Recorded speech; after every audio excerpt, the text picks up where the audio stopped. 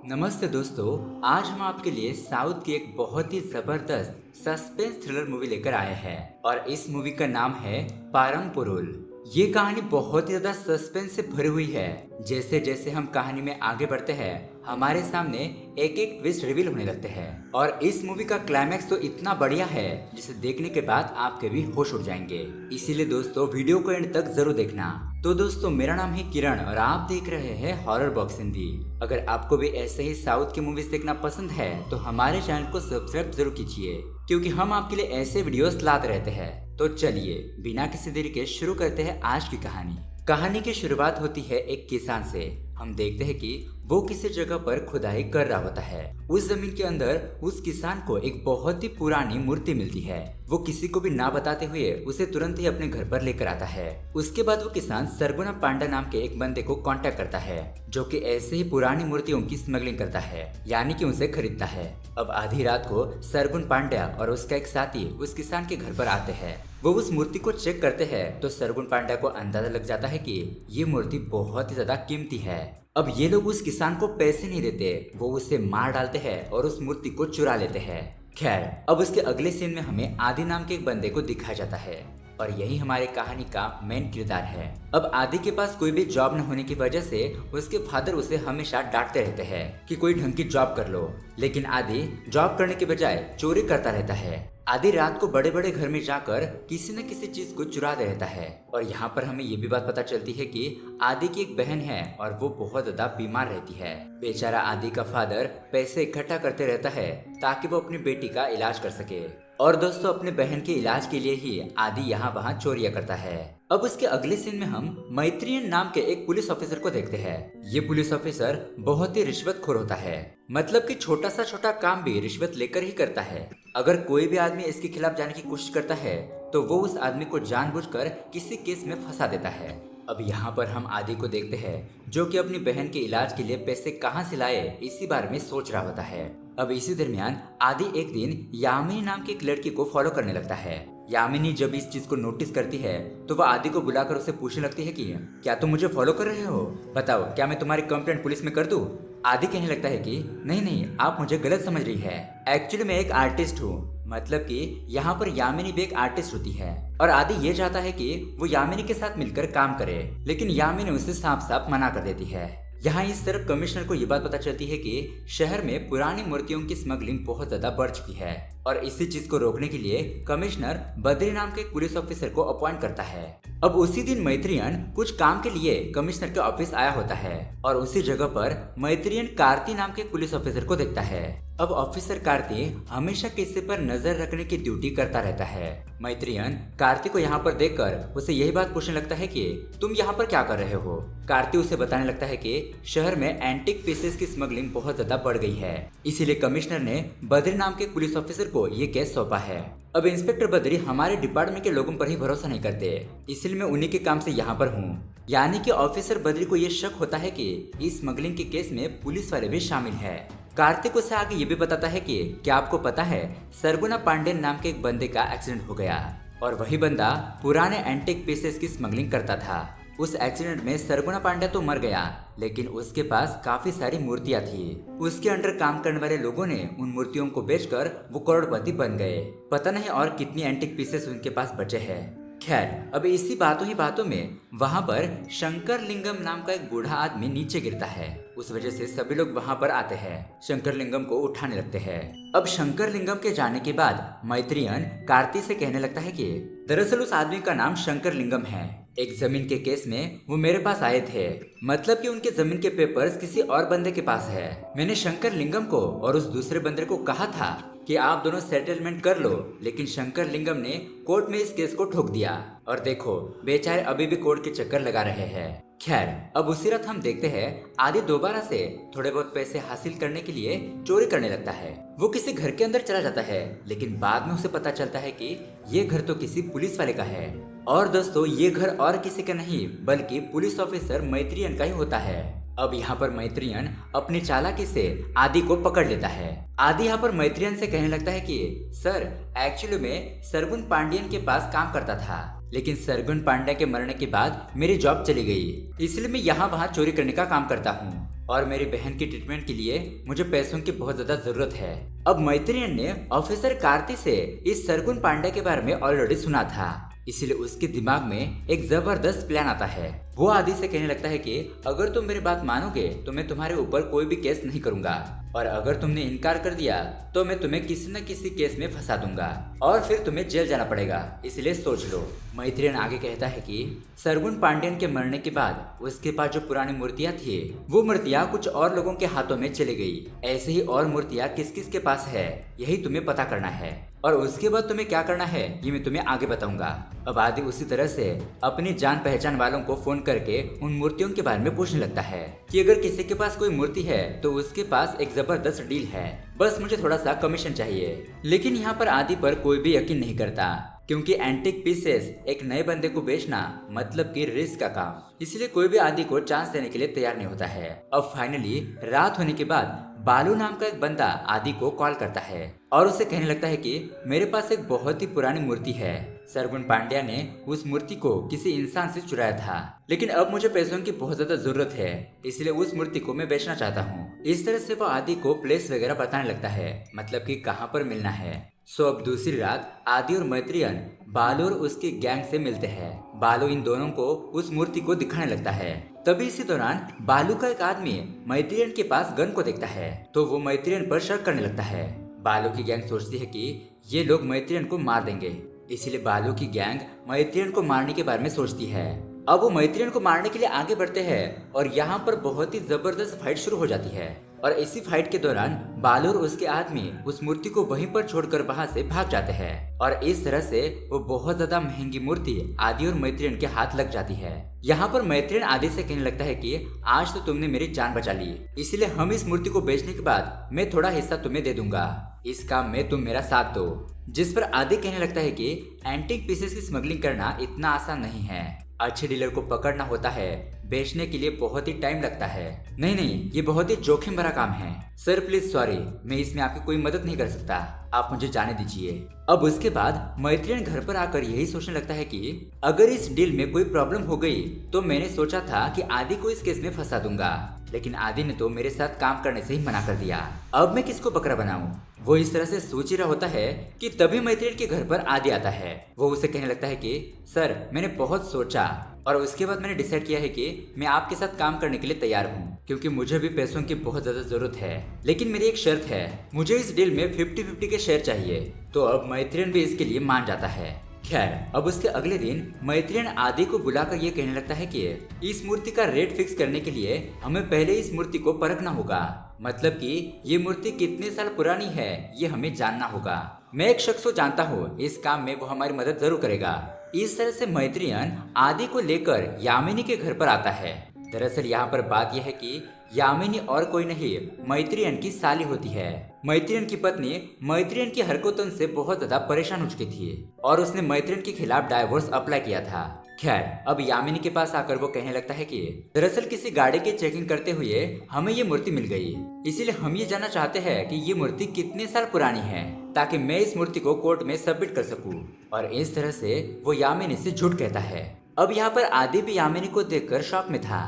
खैर अब उसके बाद यामिनी उस मूर्ति को चेक करती है और उन दोनों को बताती है कि ये मूर्ति तकरीबन 1000 साल पुरानी है।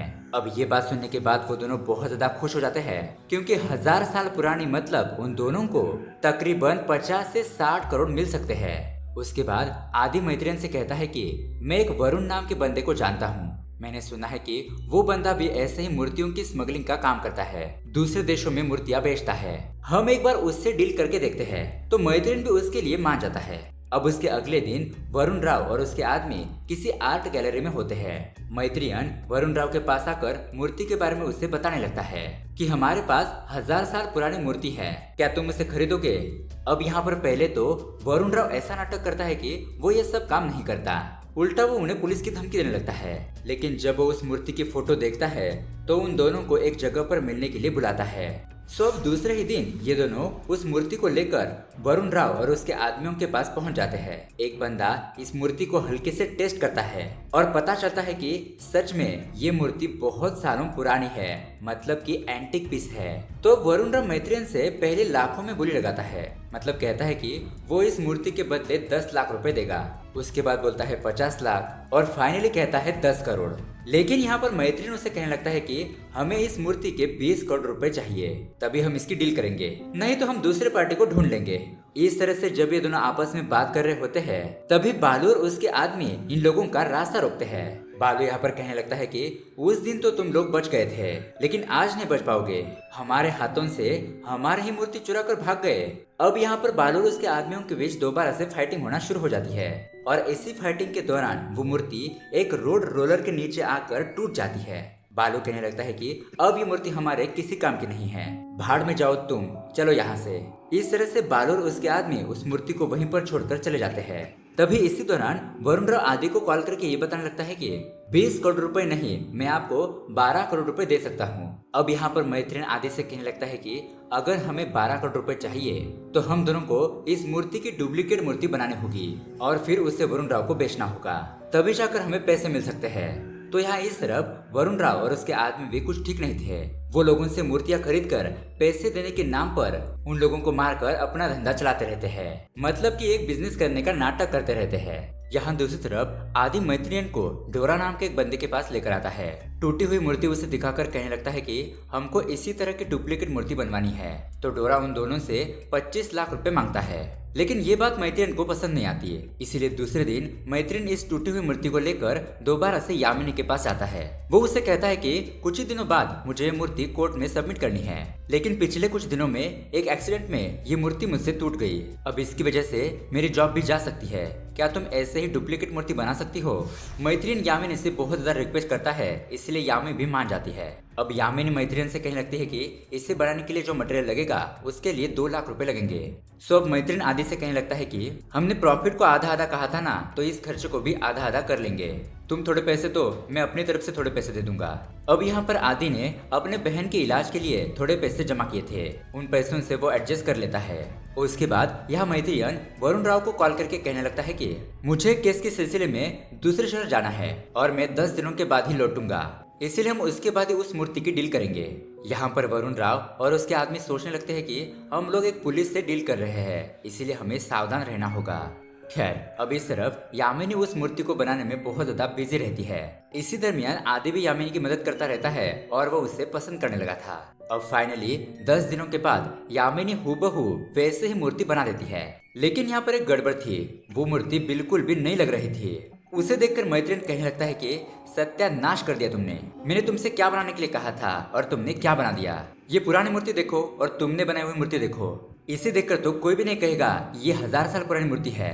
जिस पर यामी कहने लगती है कि वो मूर्ति काफी सालों तक जमीन में रहती है और उसके ऊपर मिनरल्स और केमिकल के प्रभाव से वो वैसे दिखती है। खैर, अब आदि और मैत्रियन के पास कोई भी ऑप्शन नहीं था, इसीलिए वो दोनों दोबारा से उसी डोरा नाम के बंदे के पास आते हैं और वो इस मूर्ति को पुरानी बनाने के लिए कहते हैं, यानी कि दिखने में ऐसा लगे कि ये मूर्ति एक एंटिक पीस है। सो अब डोरा इस काम के लिए उनसे 15 लाख रुपए मांगता है। उसी रात मैत्रियन उसे 5 लाख रुपए एडवांस में दे देता है। सो डोरा उस मूर्ति के ऊपर काफी सारे केमिकल्स डालकर उससे एंटिक पीस बना देता है। उसके बाद आदि और मैत्रियन उस डोरा के पास जाते हैं उस मूर्ति को हासिल करने के लिए। ये लोग उससे मूर्ति तो लेते हैं, लेकिन उसे डरा धमका कर पैसे नहीं देते।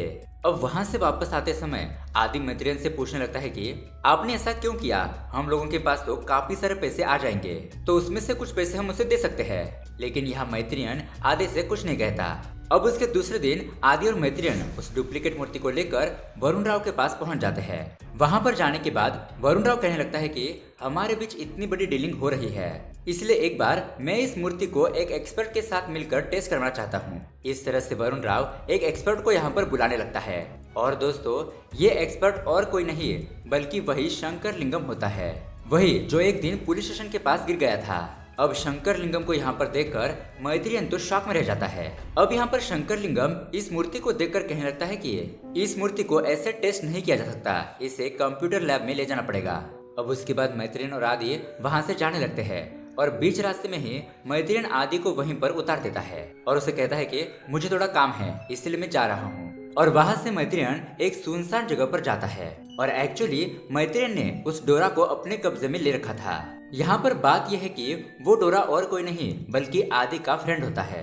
अब मैत्रियन इस केस में आदि को ना फंसाए, इसलिए आदि ने पहले ही मैत्रियन के उस मूर्ति के साथ कुछ फोटो खिंचवाए थे और उन फोटोज को अपने फ्रेंड डोरा को सेंड किया था। और जब ये बात मैत्रियन को पता चली कि आगे जाकर आदि मुझे ब्लैकमेल कर सकता है, तो इसलिए उसने डोरा को किडनैप करके बहुत ज्यादा टॉर्चर करने लगा। अब यहाँ पर डोरा मैत्रियन को सब कुछ बता देता है और उसी तरह एक कवर भी देता है। उस कवर में एक फोन होता है और उसी फोन में मैत्रियन के फोटोग्राफ्स होते हैं। अगर मैत्रियन ने आदि को फंसाने की कोशिश की तो वो एनवलप कमिश्नर के ऑफिस पहुंच जाएगा ताकि आदि बच सके। खैर, अब उसी रात आदि और मैत्रियन शंकर लिंगम के पास जाते हैं। यहाँ पर मैत्रियन शंकर लिंगम से उसके केस के बारे में पूछने लगता है कि आपका केस कहाँ तक आया। शंकर लिंगम कहने लगता है कि वो केस तो अभी भी कोर्ट में चल रहा है, पता नहीं कब खत्म होगा। उस केस की वजह से मैंने बहुत सारा कर्जा भी ले रखा है। उसके बाद आदि और मैत्रियन शंकर लिंगम को जो हुआ वो सारी बातें बताने लगते हैं। मतलब कि ओरिजिनल मूर्ति टूट गई और ये एक नकली मूर्ति है और आप वरुण राव को यही बताइए कि ये मूर्ति असली है बिना टेस्ट किए। हम आपको भी उसमें से थोड़े बहुत पैसे दे देंगे। लेकिन यहाँ पर शंकर लिंगम ये काम करने के लिए मना कर देता है और उसी तरह शंकर लिंगम अपने प्रॉपर्टी के बारे में बात करने लगता है और कहता है कि वो प्रॉपर्टी मैंने बहुत ही मेहनत करके कमाई थी, लेकिन पता नहीं कैसे मेरे प्रॉपर्टी के ओरिजिनल डॉक्यूमेंट उस बंदे के हाथ लग गए। अब यहाँ पर मैत्रियन गुस्से में आकर शंकर लिंगम को सच बताने लगता है कि जब एक बार आप अपनी प्रॉपर्टी के डॉक्यूमेंट्स मेरे पास लेकर आए थे तो मैंने वो प्रॉपर्टी के पेपर दूसरे बंदे को दे दिए। उस वक्त मुझे 50,000 रुपए की जरूरत थी। खैर, जो हुआ सो हुआ। अगर आप अभी हमारी मदद करेंगे तो मैं आपको 50 लाख रुपए देने के लिए तैयार हूँ। फाइनली बहुत ज्यादा सोचने के बाद शंकर लिंगम कहने लगता है कि मुझे 50 लाख रुपए नहीं बल्कि 1,50,00,000 रुपए चाहिए, तभी मैं वरुण राव को बताऊंगा कि ये मूर्ति असली है। आप दोनों सुबह तक पैसे रेडी करके मुझे बता दो। अब यहाँ पर मैत्रियन डिसाइड करता है कि वो शंकर लिंगम को उसके पैसे दे देगा। अब वो आदि से कहने लगता है कि तुमने अपनी बहन के इलाज के लिए जितने भी पैसे जमा करके रखे हैं वो सब पैसे मुझे ला कर दो, मैं भी थोड़े बहुत पैसे एडजस्ट कर लूंगा। उसके बाद मैत्रियन अपने घर के बेसमेंट में जाता है और अब तक उसने जितने भी पैसे रिश्वत लेकर कमाए थे वो सारे पैसे बाहर निकालता है। कुल मिलाकर यहाँ पर पैसे होते हैं 1,05,00,000 रुपए। तो शंकर लिंगम के पास आकर वो पैसे देते हुए कहने लगता है कि बाकी के पैसे हम डील होने के बाद देंगे। पहले तो शंकर लिंगम नहीं मानता, लेकिन बाद में वो आदि के रिक्वेस्ट से वो पैसे ले लेता है। खैर, अब उसके अगले दिन आदि और मैत्रियन उस मूर्ति को लेकर वरुण राव के पास आते हैं। उसी वक्त शंकर लिंगम भी वरुण राव को कॉल करके यही बात बताता है कि वो मूर्ति असली है, मार्केट में इस मूर्ति की बहुत कीमत है। इसीलिए वरुण राव मैत्रियन से कहने लगता है कि मेरे आदमी पैसे लेकर आ रहे हैं, आप थोड़ा वेट कीजिए। अब इसी दरमियान आदि को अपनी बहन का हॉस्पिटल से कॉल आता है। वो उसे बताती है कि मेरी कंडीशन बहुत ज्यादा खराब हो चुकी है, मैं बहुत ज्यादा सीरियस हूँ, इसलिए आप तुरंत ही इस हॉस्पिटल पहुँच जाइए। यहाँ दूसरी तरफ वरुण राव के आदमी बहुत सारा पैसा लेकर आने लगते हैं। अब उसी सेम टाइम पर आदि जब हॉस्पिटल जा रहा होता है तो वो उसी बिल्डिंग के पास कुछ पुलिस वालों को देखता है। इसीलिए तुरंत ही मैत्रियन को कॉल करके कहने लगता है कि मुझे लगता है यहाँ पर कुछ गड़बड़ है।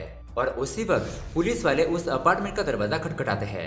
अब मैत्रियन पुलिस के हाथों ना लगे इसीलिए वो हवा में फायरिंग कर देता है और दरवाजा ओपन होने के बाद इंस्पेक्टर बद्री और उसकी टीम वहाँ पर अंदर जाती है। मैत्रियन उनसे कहने लगता है कि सर, मुझे थोड़ी देर पहले ही पता चला कि यहाँ पर एंटीक पीसेस की स्मगलिंग हो रही है, इसलिए मैं यहाँ पर आ गया। लेकिन ऑफिसर बद्री को मैत्रियन की बातों पर यकीन नहीं होता, इसलिए वो वहाँ के सारे लोगों को अरेस्ट करके पुलिस स्टेशन लेकर जाते हैं। यहाँ आदि अपनी बहन को देखने के लिए हॉस्पिटल पहुँच जाता है और शॉकिंग बात यह है कि उसके रूम में पैसों से भरी हुई बैग होती है। और दोस्तों, यहाँ पर बहुत सारे ट्विस्ट अब रिवील होते हैं। दरअसल दोस्तों, वो शंकर लिंगम और कोई नहीं बल्कि आदि के फादर होते हैं। मतलब कि कुछ दिन पहले जब आदि को ये बात पता चली कि अपने पिता शंकर लिंगम को जिस आदमी ने धोखा दिया वो आदमी और कोई नहीं बल्कि मैत्रियन ही है, इसलिए उसने इंस्पेक्टर मैत्रियन को फंसाने के लिए ये सब कुछ जबरदस्त प्लान बनाया और ऑफिसर मैत्रियन को इस मूर्ति के स्मगलिंग के केस में फंसा दिया। पहले उसने अपना प्लान कार्ति नाम के ऑफिसर के साथ शेयर किया, यानी कि वो ऑफिसर कार्ति भी आदि का फ्रेंड ही होता है। उसके बाद आदि बालू के पास जो ओरिजिनल मूर्ति होती है उसकी डुप्लीकेट मूर्ति बना लेता है और बालू से कहने लगता है कि ये डुप्लीकेट मूर्ति लेकर मेरे पास आ जाओ। और जब उस रात फाइटिंग हुई थी तब जानबूझकर बालू और उसके आदमियों ने उस डुप्लीकेट मूर्ति को वहीं पर छोड़कर चले गए। और दोस्तों, एक और ट्विस्ट ये है कि आदि और यामिनी भी आपस में मिले हुए थे, इसलिए वो यामिनी को फॉलो करके अपने प्लान के बारे में बताता है और यामिनी भी उसका साथ देने के लिए तैयार हो जाती है। इस तरह से मास्टरमाइंड आदि मैत्रियन के पास के सारे पैसे हड़प लेता है और यहाँ पर नाटक करता है कि उसने ये सारे पैसे शंकर लिंगम को दे दिए। हालांकि वो सारे पैसे आदि के पास ही होते हैं। और दोस्तों ये डीलिंग करते वक्त आदि ने ही पुलिस वालों को ये इन्फॉर्मेशन दी थी कि शंकर लिंगम इस अपार्टमेंट में स्मगलिंग का काम कर रहा है। इसीलिए ऑफिसर बद्री ने मैत्रियन को पकड़ लिया। उसके बाद दोस्तों आदि उस ओरिजिनल मूर्ति को गवर्नमेंट को सौंप देता है और इंस्पेक्टर मैत्रियन को जेल हो जाती है। कहानी के एंड में हम देखते हैं आदि और यामिनी ये दोनों मिलकर आपस में एक बिजनेस शुरू करते हैं और अब ये दोनों एक दूसरे से प्यार भी करने लगे थे। और इसी हैप्पी एंडिंग के साथ ये कहानी यहीं पर एंड हो जाती है। तो दोस्तों ये सस्पेंस थ्रिलर मूवी आपको कैसी लगी हमें कमेंट करके जरूर बताइएगा। साथ ही ऐसे ही अमेजिंग मूवी देखने के लिए हमारे चैनल को सब्सक्राइब जरूर कीजिए। मिलते हैं अगली वीडियो में। Thanks for watching.